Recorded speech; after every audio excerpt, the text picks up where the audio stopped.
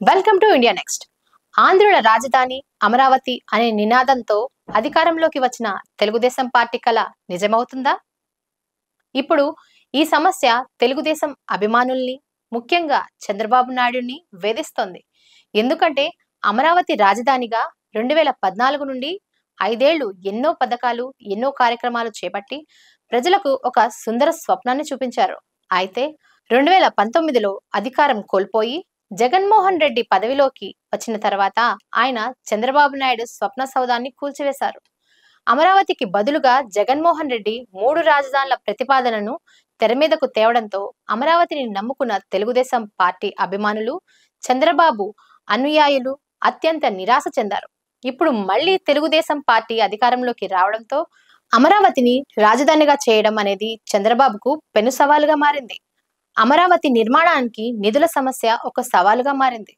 అమరావతిని ఎలాగైనా నిర్మించి తన పంతాన్ని నెరవేర్చుకోవాలని అనుకున్న చంద్రబాబు నాయుడు అన్ని శక్తుల్ని కూడా తీసుకుని నిధుల సమీకరణకు తీవ్ర ప్రయత్నం చేస్తున్నారు.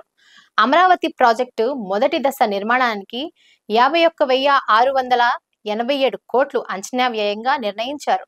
ఇందులో అమరావతి ప్రభుత్వ భవనాల సముదాయానికి 14,010 కోట్లు ఖర్చు కాగలవని అంచనా. చంద్రబాబు నాయుడు ముఖ్యమంత్రిగా 2014 నుండి 2019 వరకు పరిపాలించిన పథకాలకు కేంద్రం నుండి అనుకూలమైన స్పందన, మద్దతు లభించడం కొంత ఆశావాహంగా కనిపిస్తోంది. గతసారి పాలనలో చంద్రబాబు నాయుడు అమరావతి రాజధాని కోసం జపాన్, సింగపూర్ నుండి సాంకేతిక పరంగాను, నిధుల పరంగాను సహాయం సంపాదించడానికి చాలా తాపత్రయపడ్డారు.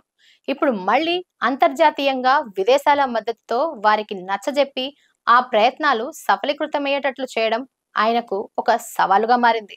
అయితే రాష్ట్ర ఖజానా తీవ్రమైన నిధుల కొరత ఎదుర్కోవడం, పోలవరం వంటి ప్రాజెక్టులకు కూడా భారీ నిధుల అవసరం రావడం రాష్ట్ర ప్రభుత్వానికి ఆర్థికమైన సవాళ్లను విసురుతోంది. అంతేకాకుండా ఎన్నికలలో చేసిన వాగ్దానాలకు తలకు మించిన భారాన్ని కలిగించడంతో ఒకవైపు ప్రజలకి నచ్చచెప్పలేక, అమరావతి వంటి ప్రాజెక్టుల కోసం తగిన నిధులను వెంటనే సాధించలేక చంద్రబాబు నాయుడు జటిలమైన సవాళ్లను ఎదుర్కొంటున్నారు. ఇప్పుడున్న పరిస్థితుల్లో 5 ఏళ్లలో అమరావతి పూర్తి కావడానికి నిధులు ఎవరు సమకూరుస్తారు? ఒకవేళ అమరావతి పూర్తి కాకపోతే తెలుగుదేశం పరిస్థితి మాట ఏమిటి? మీ అభిప్రాయాలను కామెంట్లను రూపంలో తెలియజేయండి.